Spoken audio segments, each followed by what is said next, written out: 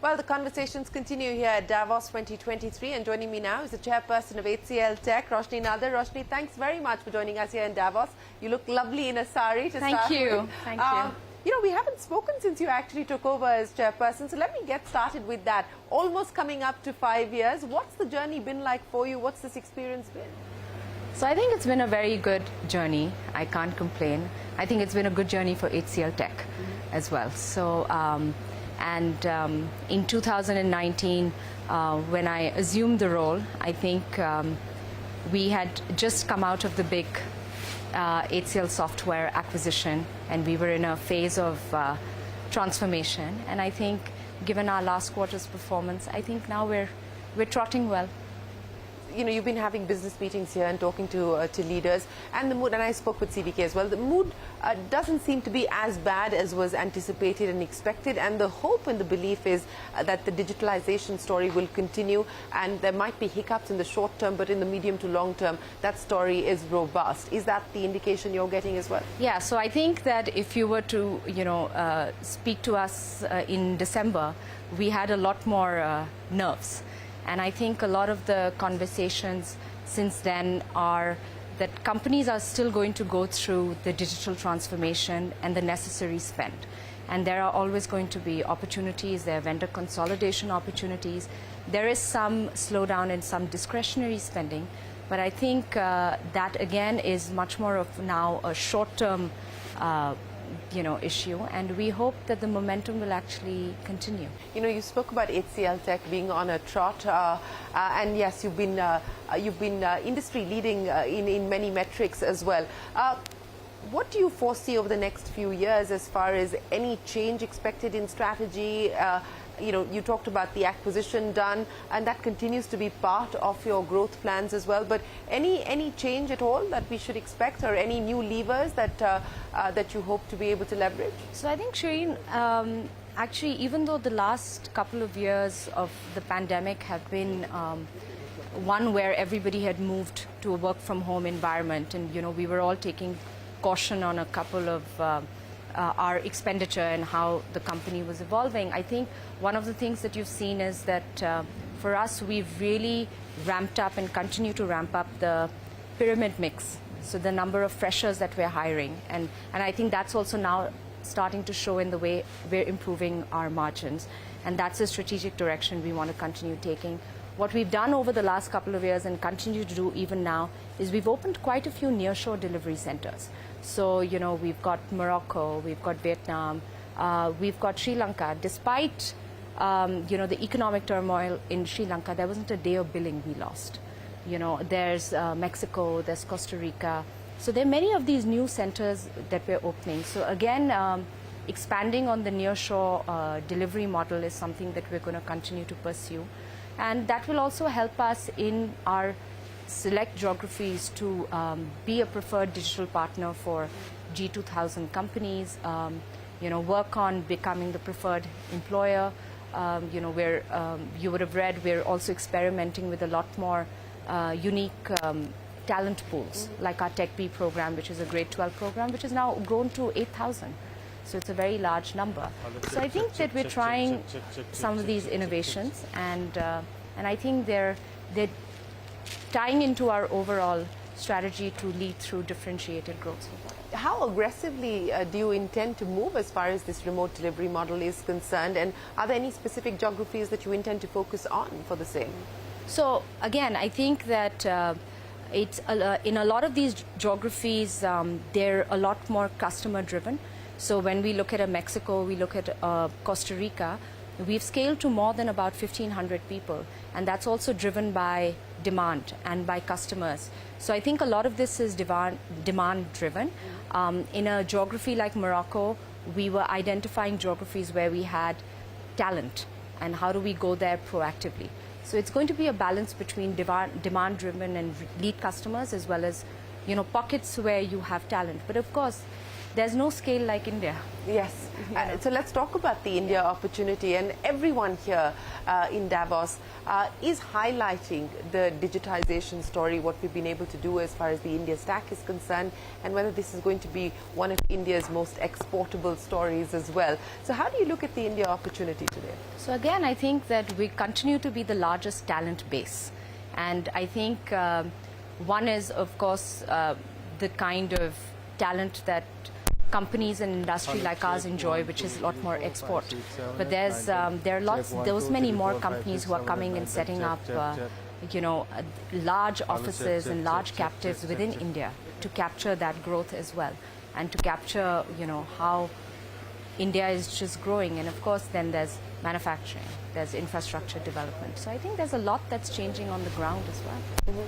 Well, speaking about changes and speaking about bets that you're making, here at the WEF, you're backing entrepreneurs who are trying to provide scalable solutions to address some of the global problems and global challenges. What are you excited about? So we just announced today morning, we partnered with WEF and their Uplink, which is their open innovation platform. We committed 15 million over 5 years on global freshwater innovation, technology and solutions. And today we announced our first 10, we call them aquapreneurs. And over the next 5 years, we'll be selecting 10 every year. So by the end of 5 years, we'll have 50 aquapreneurs from different parts of the world. A lot of our recipients are, from the US, one from Argentina, 2 from India. So it's a global way to, I guess, crowdsource innovation and technology in an area like freshwater, which is not being thought of the way we're thinking about carbon.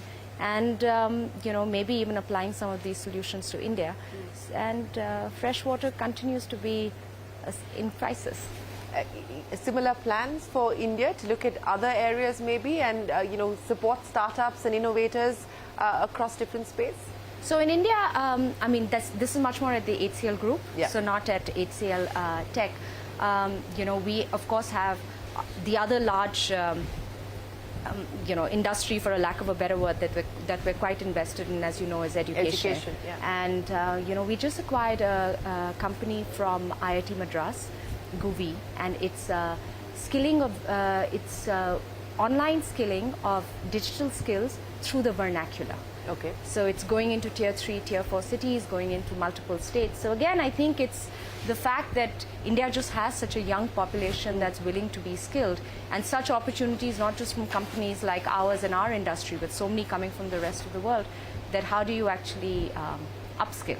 So I think there's a huge opportunity there. So we will start doing a lot more in the education space. But that's HCL Group, not HCL Tech. Yes. With that clarification out of the way, that's exactly what I wanted to talk to you about. I mean, I have seen what you've done with schools like Vidya Gyan and, of course, Shiv Nadar as well. What can we expect in terms of expansion? How much do you intend to take it national? What's the story there? So I think the last time we spoke, we had 1 university. Now we've got 3. And, we're expanding on our K through 12 schools. So we've got 3 schools in Delhi. We're opening 1 in Chennai. We have the 2 Vidya Gyan leadership academies in UP. By next year, we hope to open 1 more in Tamil Nadu. So I think, our strategy around the foundation, or just building very unique, progressive institutions for India, continues. The Shiv Nadar University in Dadri became the youngest greenfield university to be given the IOE. So we're an institution of eminence. So the foundation continues to expand. We've just completed, we just measured that we've invested 1 billion in India on education. On education? On education. Yeah, since we started, which was 25 years ago. So it's quite humbling. Well, it is, and much more needs to be done, and I'm so glad that is a space that you're working on and building on. What I want to understand from you, Roshni, over the last 4 years since you took over as chairperson, what has it been like? I mean, what is the mechanism that's been worked out between you and CVK on how you work things through, how you manage things? Well, I think in any organization, right? I'm the chairman of the board. And the board has a certain strategic vision, and then Vijay and his team, he's the CEO. So I don't think it's any different than any other company. How hands-on are you? I think as much as I need to be. Okay. Yeah. Okay. So, you know, in this evolution where you started, of course, with looking at education, but now you're looking at the core business as far as the group is concerned. What has been the biggest sort of takeaway for, you know, you've seen your father do this, but what has been the biggest takeaway for you personally as you've gone through this? Well, I think, Shireen, I've been on the board now for 12 years. Yeah. So I've at least, while I wasn't actively working at HCL Tech, but I've been on the board for 12 years. So I think HCL Tech has itself gone through so much transformation, and my chairmanship role over the last 4 years has probably been in the most dynamic time, because we went through a pandemic and we went through, complete transformation. Today, we have at least 70% of our workforce working from home.